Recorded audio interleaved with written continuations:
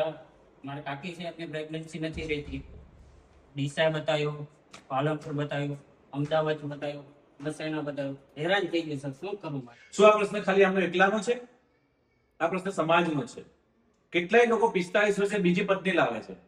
શું વીતતી હશે પહેલી પત્ની? માત્ર એટલું જ નથી, લોકો 10-10, 15-15 વર્ષથી પ્રયત્નો કરતા હોય છે અને ઘરમાં એના સાસુ મેણા ટોણા મળે, સોસાયટીમાં લોકો પરેશાન કરે. એક બાળક વગરની જિંદગી કેવી હોય ને, એ જેની પાસે સંતાન નથી ને એને પૂછો.